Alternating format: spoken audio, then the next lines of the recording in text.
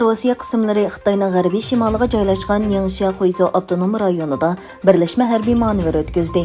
Diqqat qilishga arziydigani shuki, bu manevr Amerika Afg'onistondan chekinib, bu davlatda zo'ravonlik va muqimsizlik andishisi kunsiri kuchayotgan mezgiliga to'g'ri kelgan.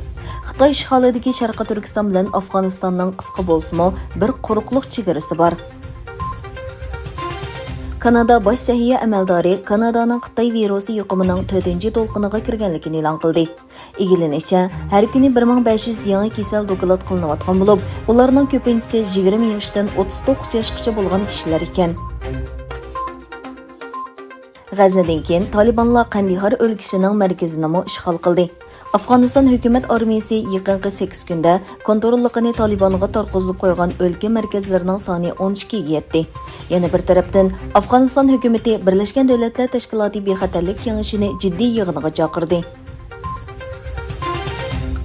Rossiya Federatsiya bexatarlik idorasi ovoz suratidan tez qurol tadqiqot markazining mas'uli Aleksandr Koranovni qo'lga oldi. Egilenishicha, Sankt-Peterburg universitetining professori Aleksandr Koranov vatanga xoinlik qilish jinoyati bilan qo'lga olingan.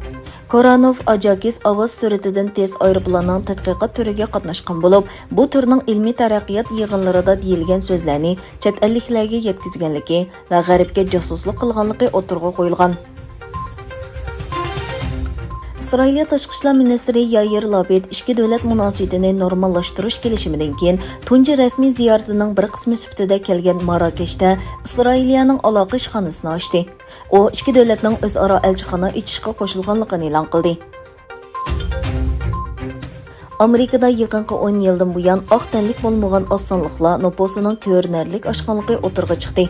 Oq tanliklar noposining davlat tarixida tunji qatim 60% dan tuvanlaganligi e'lon qilindi.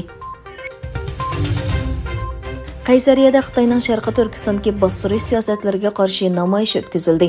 Anadolu safarining bir qismi sifatida Qaysariyaga kelgan Uyg'urlar bilan yerlik turk xalqidan tashkillangan bir guruh Cumhuriyet maydonida Xitoyning irqiy qirg'inchiligiga qarshi namayish o'tkazdi.